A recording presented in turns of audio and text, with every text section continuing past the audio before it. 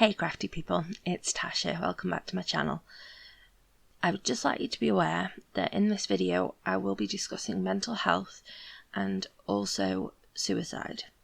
If for any reason at all you feel that these topics could be triggering for you, then I've included trigger warnings on the chapter markers, and also I'm going to include some basic written instructions that will show on screen, so you can feel free to mute me and watch that, and you can follow those without any possible triggers.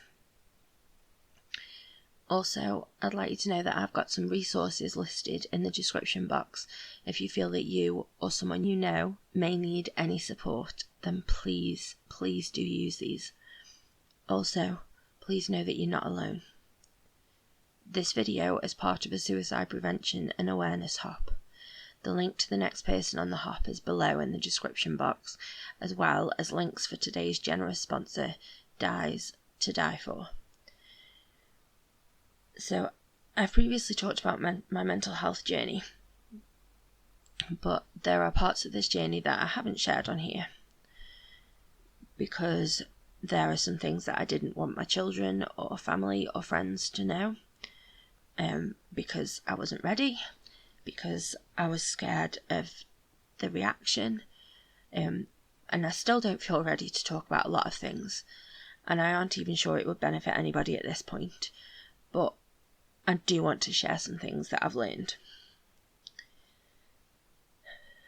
Suicide or suicidal ideations, that being like thoughts of suicide, they're not cowardly. It's not cowardly to want an end to your suffering. Also, it's not selfish. It's not that you don't care about the people you're going to leave behind. It's not that you think that your feelings matter more than what they may feel. Because obviously I can't speak for everyone in every situation, but for you to even consider that, you have got to be in so much pain, emotional pain, mental pain. You have got to feel like you have no other option, that you can't take the pain anymore. And we all feel like that. I have physical pain every single day, and there are days that I think I just can't take it, I can't handle anymore. And why should emotional or mental pain be any different than that? I've, on my worst physical pain days, I've begged and prayed and pleaded for just a release from it, just for it to for me not to be feeling that pain anymore. I have, and I take medication to stop me from feeling that pain, but you can't take a painkiller for mental pain or emotional pain. Yes, there are drugs that you can take, but it's not the same. They're not made just to stop that pain. And on top of that, the whole selfishness. You have to understand that sometimes that there is a part of you that truly believes that those people are better off without you. You don't. People automatically think that, yeah, you're being selfish and you're not thinking about the people that you're leaving behind, but that's not the case. What you are thinking is that they are better off without you. That having you in their lives is a drain on them, and you love them too much to keep putting them through that. And sometimes as well, when you have mental health issues, when you have depression, you have a voice inside you telling you that those people will be better off without you. And suicide isn't something that someone just decides to do. Suicide is being killed by an illness. You have a mental illness that isn't being treated or contained or whatever, and that mental illness kills. It's not a choice. And I just wanted to just kind of talk about that. So, if you've ever felt like that, you aren't alone. And I don't think that you are weak for thinking that or feeling that. And I just wanted you to know that. So, so this is a hop. It's part of a suicide awareness and prevention hop, and we are being sponsored by a very generous company. I've got all of their details below. They are dies ...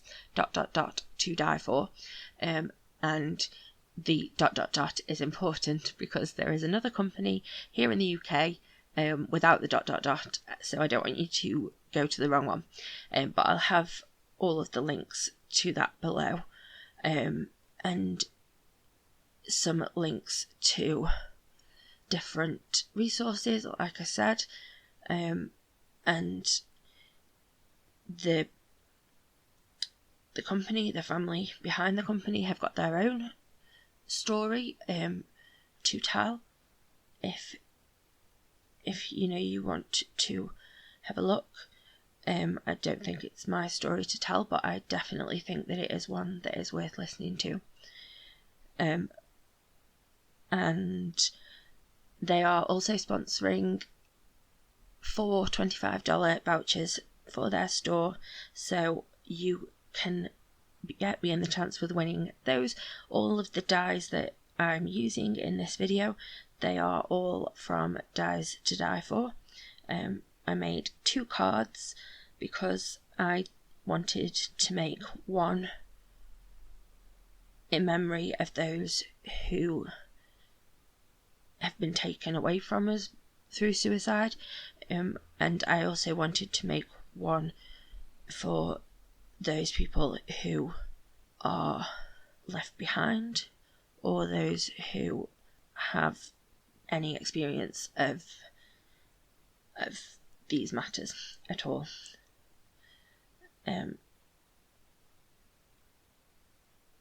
So I hope that you like the cards. This was a bit of a heavy video, but I just hope that maybe this will help somebody, and yeah, I'm sure that there will be other stories and information and things along the hop. It's probably going to be a mentally exhausting hop, but it is a subject matter that is very close to my heart. So that's why I am so grateful for Dies to Die For sponsoring the hop, and for the wonderful Nancy for arranging everything. So thank you for the opportunity to join the hop. I can't wait to see what everybody else makes, and don't forget there are links below for you to go and shop any of these dies that I've used in my video. If you like the video, I always say that, but obviously this video is a bit different, but hey, if you feel you would like to, then hit that like button. Drop me a comment below if you so wish. You don't have to like and follow to be entered into the giveaway, but you do need to leave a comment. But please know that I will be monitoring them, because I don't want any nastiness, and I don't want any potentially triggering comments. So if that's what you're here for, then I'm not here for that. I hope that you have a lovely, happy, safe and wonderful week. Stay crafty. Bye.